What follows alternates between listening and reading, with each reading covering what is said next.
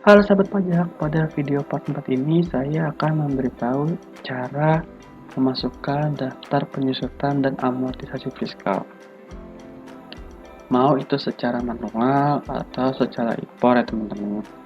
Nah, untuk secara manual dulu, pertama-tama kita ke menu SPT PPH, pilih lampiran khusus, lalu kita pilih lagi daftar penyusutan dan amortisasi fiskal. Nanti dia akan terbuka seperti ini. Nah, untuk pemasukannya, kita bisa klik baru, lalu mengisi sesuai dengan ketentuannya. Misalkan di sini ada jenis harta yang terdiri dari harta berwujud, kelompok bangunan, dan harta tidak berwujud. Nah, cara membedakan harta berwujud sama harta tidak berwujud itu, ya pasti teman-teman tahu lah, harta berwujud itu harta yang kelihatan wujudnya gitu, bisa dipegang. Kalau harta tidak berwujud itu, ya seperti ada goodwill atau ada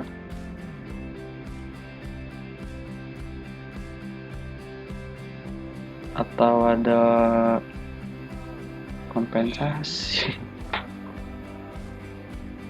ada goodwill, ada royalti dan sebagainya.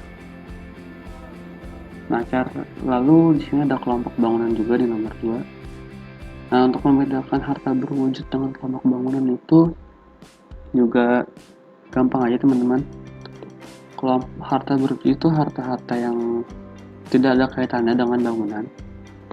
Misalkan dia seperti meja, kursi, jam, komputer, televisi, dan sebagainya. Untuk kelompok bangunan itu yang bisa berkaitan dengan bangunan itu sendiri, atau ya seperti kegiatan membangun, itu juga termasuk kelompok bangunan. Oke teman-teman. Lalu untuk harta berwujud sendiri, dia terbagi menjadi 4 kelompok, yaitu kelompok 1, 2, 3, dan 4. Gimana sih cara membedakan kelompok 1 sampai kelompok 4?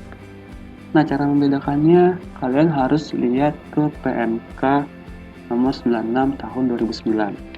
Di sini sudah saya buka. Nah, di sini kalau misalkan kita lihat, sini termasuk ke dalam kelompok 1. Jenis usahanya ada semua jenis usaha, pertanian, segala macam ya teman-teman. Lalu, ya ini 1 sampai 7 ini merupakan kelompok 1 dengan jenis usahanya yang berbeda-beda tentunya. Lalu di sini ada kelompok 2. Sebenarnya kelompok 2 juga hampir sama dengan kelompok 1. Cuman masa manfaatnya yang berbeda teman-teman. Sama biasanya kalau di semua jenis usaha itu dia mebel yang terbuat dari logam. Lalu ada kelompok 3. Ini teman-teman, kelompok 3 yang terdiri dari pertambangan selain minyak dan gas, permintaan pertenunan dan pencelupan, dan lain-lain ya teman-teman. Lalu terakhir dia ada kelompok 4. Oke, bisa lihat di sini teman-teman. Nah, kenapa sih dibedakan kelompok 1, 2, 3, dan 4? Nah, cara membedakan kelompok 1, 2, 3, dan 4 selain dari PMK-nya, kita bisa lihat dari masa manfaatnya, yaitu untuk kelompok 1 masa manfaatnya selama 4 tahun, kelompok 2 selama 8 tahun, dan kelompok 4 selama 20 tahun ya teman-teman. Lalu untuk jenis harta kelompok bangunan, dia hanya terdiri dari dua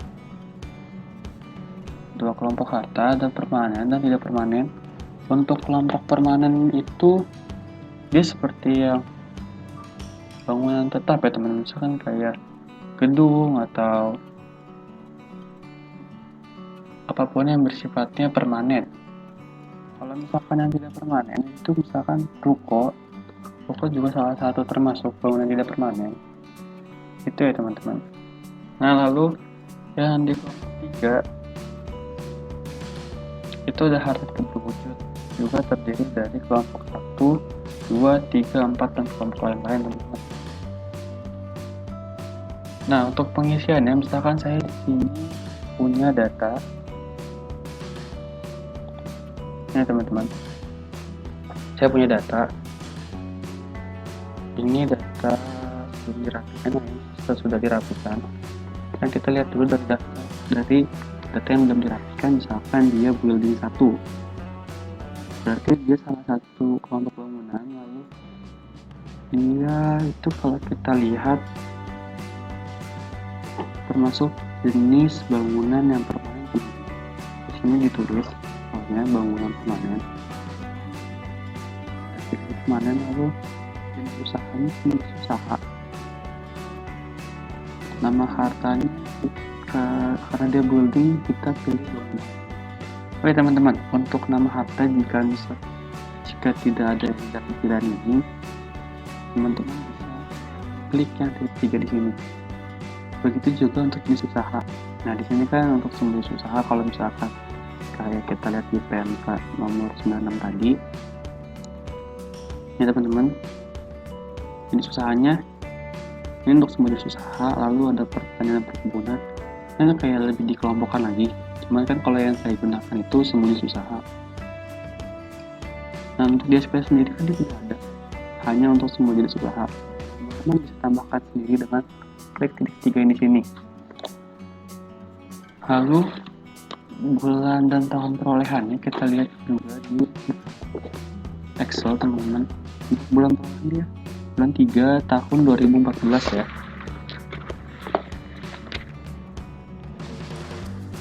Lalu kita ganti 3 2014. Untuk metode penyusunan sendiri, kita lihat di Word, dia itu menggunakan metode penyusunan garis lurus ya teman-teman. Oh, ini metode semuanya itu garis lurus, mau fiskal dan komersial juga garis lurus. Harga perolehannya kita lihat lagi di Word, di Excel, maaf teman-teman, itu di Excel. Lalu kita copy paste ke harga perolehan. Jika sudah, kita enter. Secara otomatis dia akan terisi dengan sendirinya. Tapi perlu teman-teman garis bawahi bahwa tidak semua nilai buku dalam penyusunan fiskal yang ada di ISPT itu betul. Hanya harus teman-teman cross check lagi ya. Nah, untuk catatan tentang harta kita tulis aja sesuai sama deskripsinya, misalkan building 1.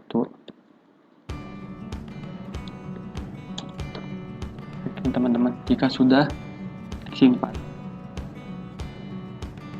Nah, nanti dia akan muncul di sini. Jadi ya teman-teman, untuk memasukkan secara manual, saya hapus dulu. Habis itu saya akan memberitahu cara memasukkannya secara impor. Nah, untuk memasukkan secara manual itu kan mudah teman-teman. Tapi bagaimana jika yang dimasukkan itu sampai ratusan, bahkan sampai ribuan, bahkan sampai puluhan ribu? Itu kan pasti bakal makan waktu yang sangat lama teman-teman masukkan satu-satu. Nah, untuk mempersingkat waktunya, kita bisa menggunakan metode impor. Untuk metode impor, kita bisa ke ini teman-teman, utility, lalu kita pilih impor data. Nah, perlu saya kasih tahu dulu teman-teman, data yang bisa diimpor itu data yang berbentuk CSV ya teman-teman. Nah, di sini saya udah ada data, tapi ini masih berbentuk Excel teman-teman. Nah, kurang lebih bentukannya seperti ini, yang data yang akan kita impor ke dalam ISPT di bagian penyusutan dan amortisasi fiskal. Berbeda kan teman-teman? Kenapa berbeda? Karena memang format data yang akan diimpor bentuknya seperti ini. Namun untuk mudah menghitungnya, saya menggunakan seperti ini. Kan di sini kan kita pasti bakal menggunakan rumus ya. Di sini kalau kita lihat dari ada kode aset itu, ini teman-teman bisa dilihat, kalau misalkan dia N itu yang penyusutannya secara normal, lalu yang Y itu penyusutannya secara 50% dan X itu yang tidak bisa dibebankan. Lalu di sini ada jenis harta. Jenis harta itu nanti yang akan kita pindahkan ke dalam CSV ya teman-teman. Nih, kelompok harta juga sama. Lalu jenis usaha juga sama, harta juga yang akan kita pindahkan ke CSV. Nah ini kenapa sih kok 211 211 2112? Di sini pun juga sama. Ngeliatnya gimana sih? Nah kita tuh gampang aja teman-teman. Kita lihat ini setup dulu. Kita lihat ke daftar fiskal baru. Ini teman-teman.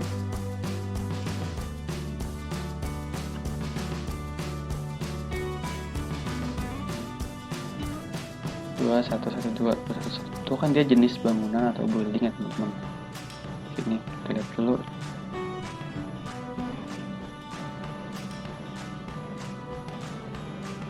Nah, kita bisa lihat di sini. Building berarti dia 2112 nama hartanya. Nah, untuk jenis hartanya kita lihat yang di depan sini, yang nomor yang paling depan.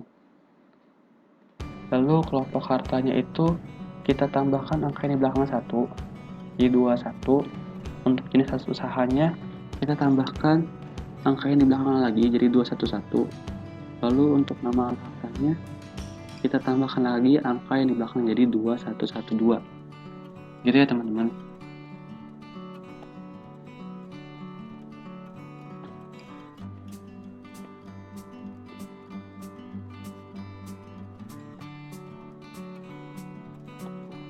Lalu yang dipindahkan lagi ke dalam menu CSV yaitu bulan perolehan. Ini bulan perolehan kita lihat, sama teman-teman bulan 3 dan tahun perolehan juga tahun 2015. Jenis penyusutannya dia pakai jenis penyusutan garis lurus nomor 1. Dengan harga perolehannya itu kita juga pindahkan teman-teman. Jadi ada sini sebesar 2 miliar sekian ya teman-teman. Nah untuk nilai sisa bukunya, kan kalau misalkan kita secara manual kan saya bilang tadi kadang suka error ya teman-teman, makanya harus di cross check ulang.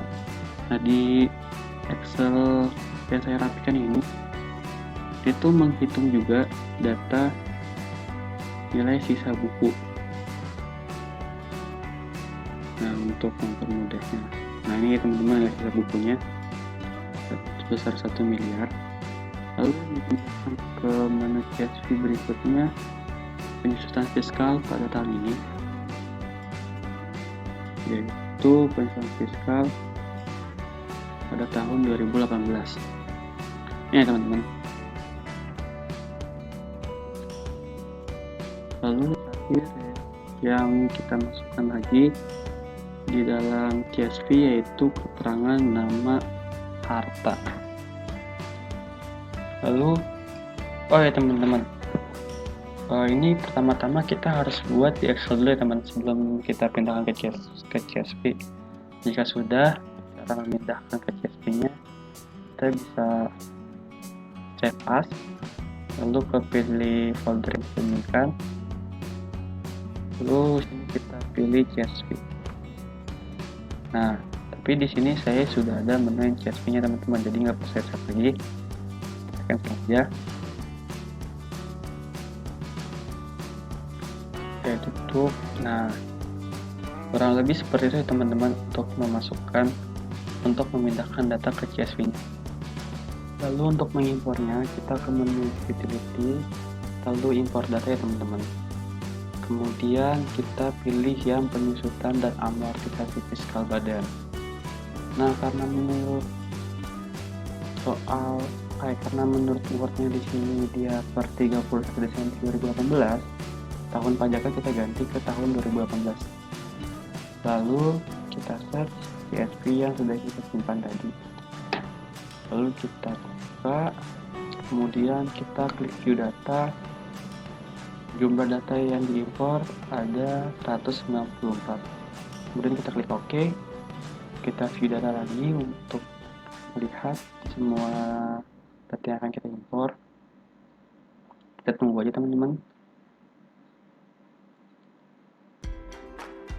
Nah, lalu jika sudah, kita klik impor.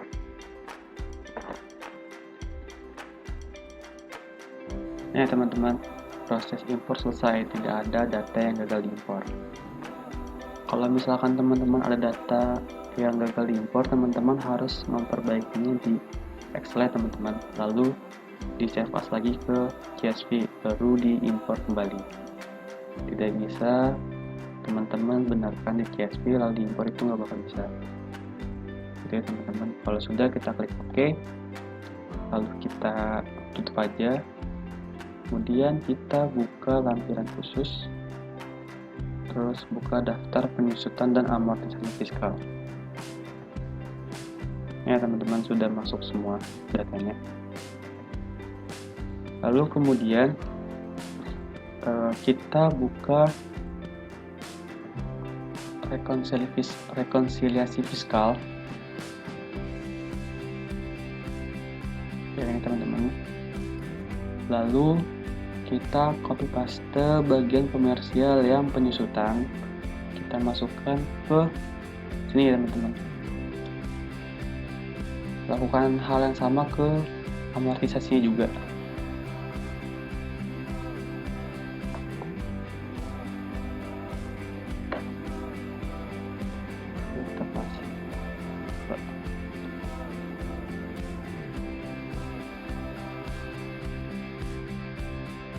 Nah, jika sudah, kita akan dapat selisih penyusutan yang bagian sini.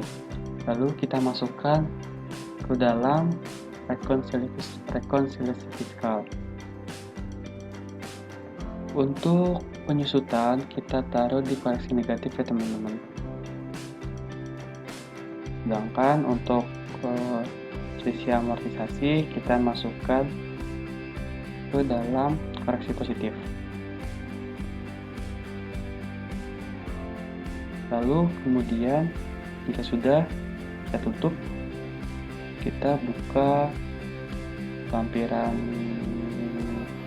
1, formulir 1771 lampiran 1. Lalu kita lihat di halaman 2, ini selisih penyusutan komersialnya sudah masuk ya teman-teman. Lalu di halaman 3 juga selisih penyusutan komersial, penyusutan fiskal sudah masuk juga. Lalu yang kita lihat berikutnya adalah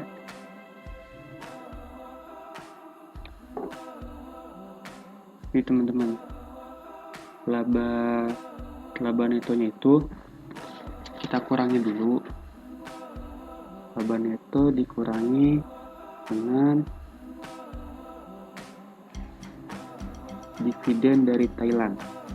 Kenapa dikurangi? Karena di halaman satunya itu belum kita masuki dengan dividen dari luar negeri ya.